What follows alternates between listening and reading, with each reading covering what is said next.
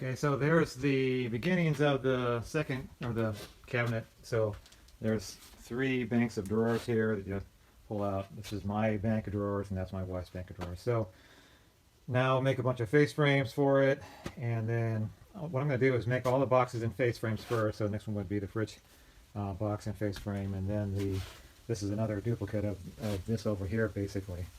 And then finally a little sink cabinet.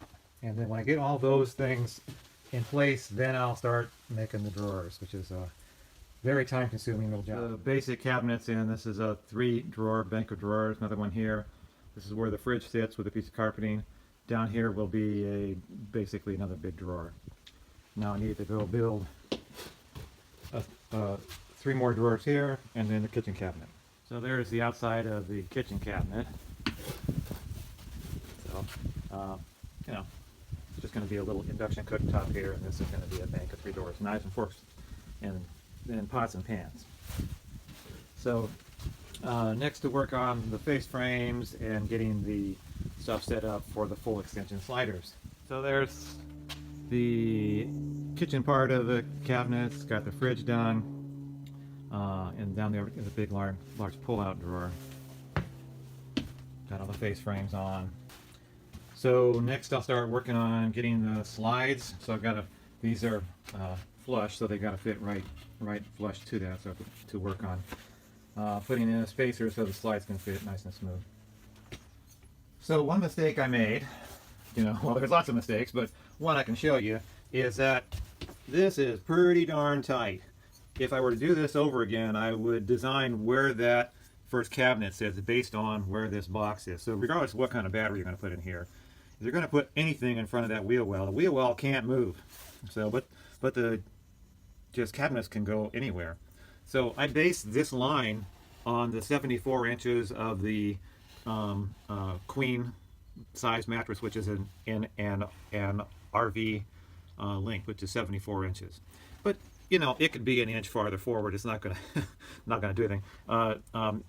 It would just push this cabinet farther forward towards the seat, which there's plenty of room now, but you don't want to get too tight. So that's one thing I would definitely do differently, is I would probably give myself another inch, because once the cabinets are in and the bed frame's built, you're not moving anything. So I mean, it fit, but it's a snug fit.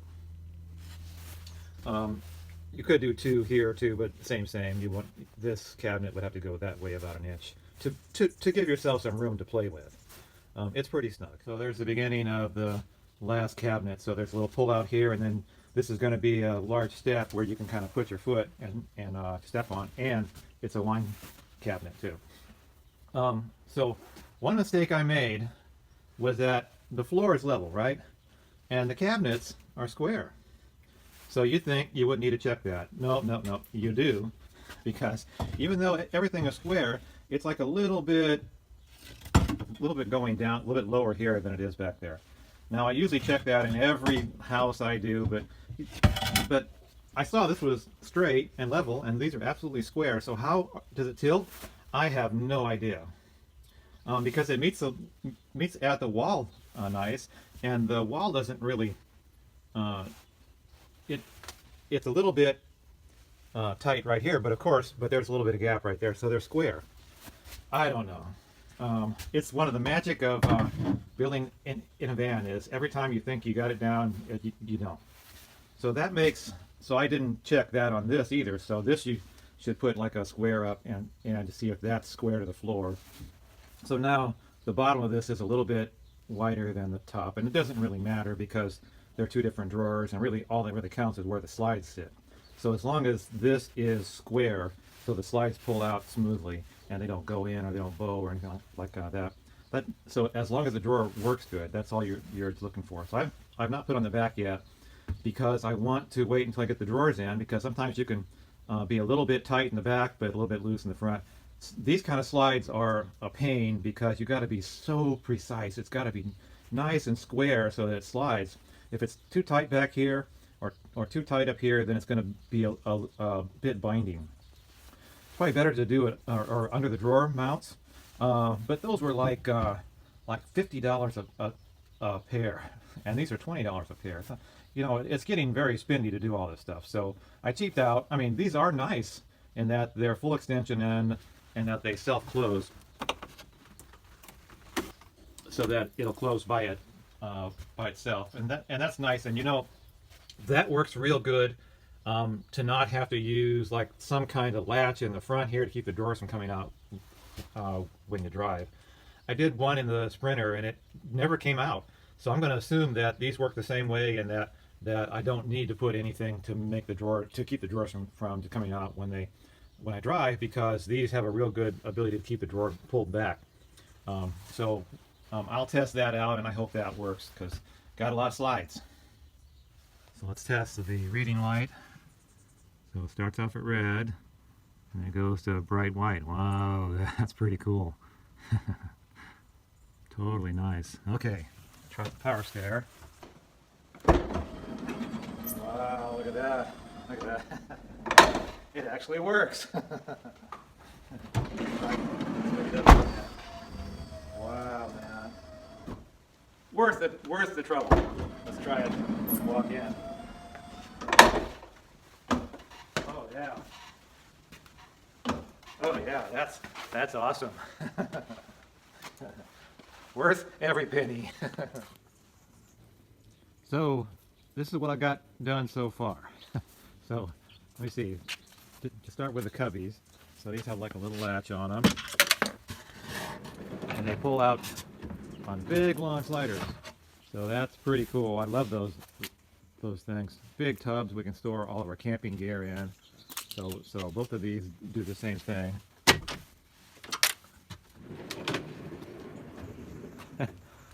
That's a lot of storage, man. Fantastic. I put my ladder back there.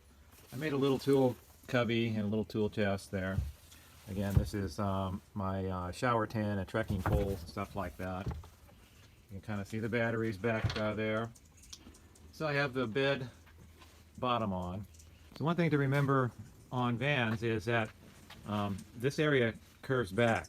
So yes, it'd be nice to put a 2x4 across here for the bed, but you can't, so it ends up being here. So what happens is you have to end up with an overhang. If you don't do this, then your pillow falls off all the time during the night. So kind of an important little thing. This is a little cutout because the pull handle for this door is right about here. So if you wanted to, you could reach in back of the mattress and open the door. I have in all the little 1/4 inch pine on all the walls. 1/4 inch pine there. This is a 1/4 inch. It's like a cedar that's got a gray coating on it, so that goes all the way down on both sides. So that's how far I've gotten so far. I've got that pine on this, and got the cubbies in. I still have to put the TV up there. I've not gotten so far as to get those countertops, which are on, but they're not in. They're not just screwed down. So these are how far I've gotten on the cabinets. So there's the just flush cabinets. This, I'm still working on this little door. These are out on the concrete drying, so those are all done. Again, this is a little pull out step where you can just step on it and get up on the bed. You see, this is our coffee cubby, so we put our coffee pot and coffee cups in here. The microwave goes here, but I've got to play with that. Still don't know what to do with this thing. I thought about maybe you could do some spray-on just speaker fabric and kind of stick it on there. Boy, that's a tough one. I don't know. Still have to put a little piece of trim here. Still have to put in the induction cooktop here. I still have to make the little backsplash. I still have to make the little door for the propane cooktop that's going to be stored in here. So boy, it just keeps going on and on, but you know, almost there. So this is the van at night. So I installed these little LEDs. Now I wired them in so they come in right at here. This is just a 90-degree channel, and it looks like you know, it makes a nice little just cabinet light. It's just a plain old 90-degree piece of trim, and it goes all the way around, goes over this top part. I like that it kind of lights this little driver cubby there. So there's the driver seats. Goes around here. Then it lights my little coffee cabinet, and it stops right back there. These are neat in that they can go to different colors. So it can go to red. Ooh. Can go to green, blue, and white. You can dim them, but they can be dimmed down a lot. So it's just enough, like if you're watching TV and stuff, fantastic.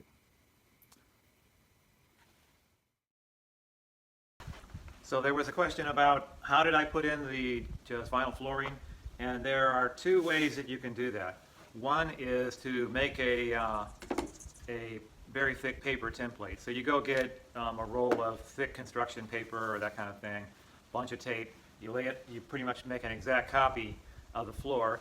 You can use smaller pieces of paper to do odd angles, and then take that down.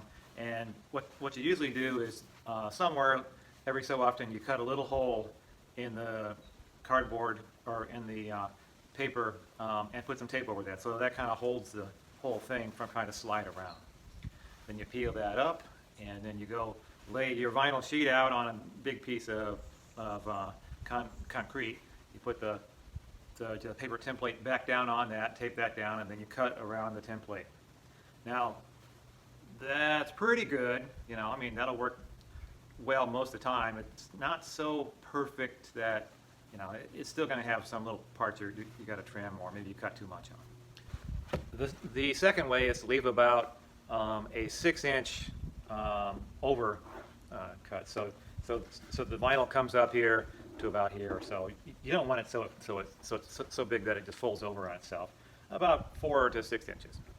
Then you use something like this. This is just a, I guess it's used on floors, but so you're kind of pushing that vinyl down into this crack. See how I'm doing that, or just you're just trying to find that corner, that edge, by pushing the vinyl down into it. And then when you find it, you can just use your knife and then use the tool as a straight edge, and then run the knife along it like that, so that you're cutting it down. Now, even that's not perfect because you still need to do some fine trimming. In that case, I just pull it up, and I'll maybe take some just heavy-duty shears and just kind of just cut it, give it a 1/16 of an inch. You know, it's not that precise. Most times it's hidden by trim or cabinets, or if it's out here where you can see it, and it's pretty hard to have a piece of trim right there, then you're going to have to get precise and take your time. When it's back under the cabinets, you know, you can have an inch gap where you can see the floor. It doesn't really matter. But some places where you want to be precise is right here where you can see it. In the very back, there's a threshold, so it doesn't matter. So those two ways are the way I've done it for a long time. I didn't do the template method here because it's a lot of work, and you got to peel it up, and I'm getting lazy.